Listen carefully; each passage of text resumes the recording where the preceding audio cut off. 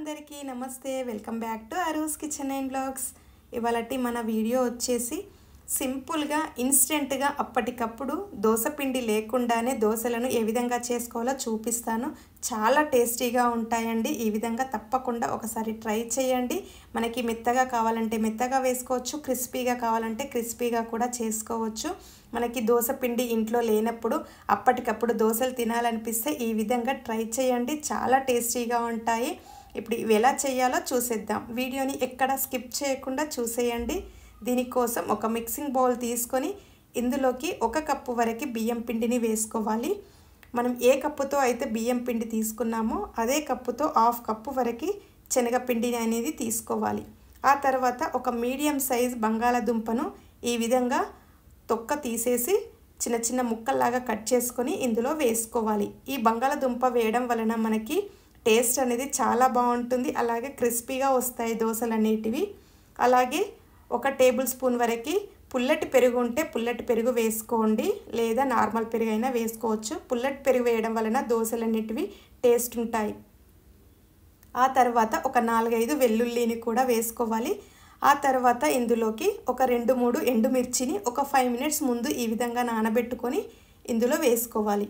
ఆ తర్వాత కొద్దిగా వాటర్ని వేసుకొని మూత పెట్టుకొని మనం మిక్సీ చేసుకోవాలి.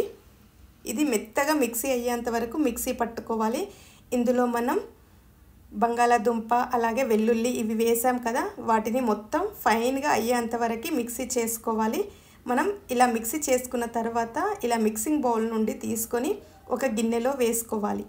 ఇలా గిన్నెలో వేసుకున్న తర్వాత ఇప్పుడు మనం దీనిని దోశ బ్యాటర్ కన్సిస్టెన్సీ వచ్చే విధంగా చూసుకోవాలి.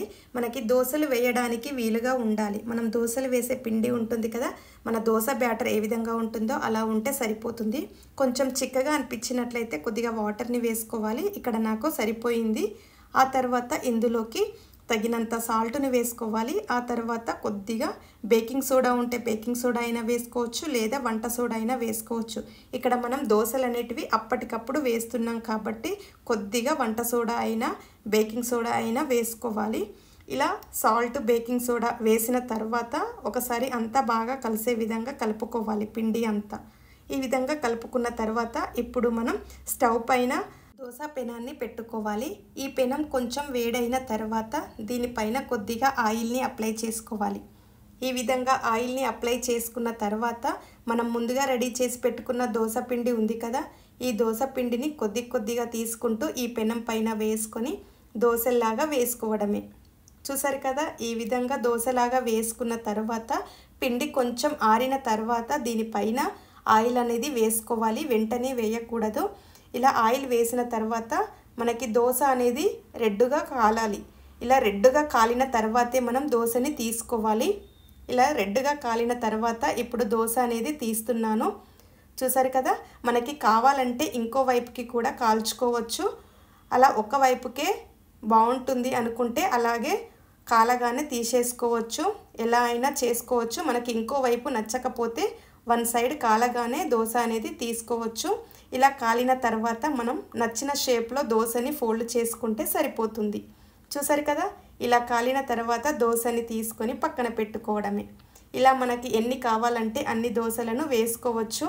ఇక్కడ నేను పెనం పైన కొద్దిగా వాటర్ని వేసుకున్నాను. ఆయిల్ వేయకుండా వాటర్ని వేసుకొని దోశ అనేది వేస్తున్నాను. ఇలా కూడా మనకి దోశ అనేది పర్ఫెక్ట్గా వస్తుంది. ఇలా దోశని వేసిన తర్వాత మళ్ళీ కొంచెం పిండి ఆరిన తర్వాతే ఆయిల్ని వేసుకోవాలి. ఇలా ఆయిల్ వేసుకున్న తర్వాత దీనిని మనం దోశ కాలిన తర్వాత రెడ్గా వచ్చిన వరకు ఉంచుకోవాలి దోశని. సేమ్ ఇదే విధంగా మనకి ఎన్ని దోశలు కావాలో అన్ని దోశలను వేసుకుంటే మనకి ఎంతో టేస్టీగా ఉండే క్రిస్పీగా ఉండే దోశలు అనేటివి రెడీ అయిపోయాయి. చూసారు కదా, మనకి నచ్చిన షేప్లో ఫోల్డ్ చేసుకోవచ్చు. నేనైతే ఈ విధంగా ఫోల్డ్ చేసుకున్నాను. ఇలా మనకి ఎన్ని కావాలో అన్ని దోశలను వేసుకొని మనం ఇందులోకి కాంబినేషన్గా కొబ్బరి చట్నీ అయినా పల్లి చట్నీ అయినా దేంతో అయినా సర్వ్ చేసుకున్నట్లయితే మనకి టేస్ట్ చాలా బాగుంటుంది. సో చూసారు కదా, ఇన్స్టెంట్గా అప్పటికప్పుడు తినాలనిపిస్తే దోశలను ఏ విధంగా చేసుకున్నాము. ఇంట్లో దోశ పిండి లేకున్నా కానీ మనం ఈ విధంగా ఇన్స్టెంట్గా అప్పటికప్పుడు సింపుల్గా చేసుకోవచ్చు. దోశలు అనేటివి చాలా టేస్టీగా ఉంటాయి. మనకి క్రిస్పీగా కావాలంటే క్రిస్పీగా చేసుకోవచ్చు, మెత్తగా కావాలంటే మెత్తగా కూడా చేసుకోవచ్చు. ఈ విధంగా మనకి కావాల్సినన్ని దోసలను వేసుకున్న తర్వాత పిండి ఏమైనా మిగిలిందనుకోండి, దానిని తీసుకొని హ్యాపీగా ఫ్రిడ్జ్లో పెట్టుకోవచ్చు. పిండి ఏం పాడవదు. మళ్ళీ మనకి కావాలన్నప్పుడు దోసలను ఇదే విధంగా వేసుకోవచ్చు. చూసారు కదా, ఇన్స్టెంట్గా అప్పటికప్పుడు చేసుకునే దోసలను ఏ విధంగా చేసుకున్నామో మీరు కూడా తప్పకుండా ఒకసారి ఈ విధంగా ట్రై చేసి చూడండి. ఎలా వచ్చిందో నాకు తప్పకుండా కమెంట్ సెక్షన్లో కమెంట్ చేయండి. ఈ వీడియో కనుక మీకు నచ్చినట్లయితే ఒక లైక్ చేయండి, షేర్ చేయండి, సబ్స్క్రైబ్ చేయండి మన ఛానల్ని. Thank you for watching.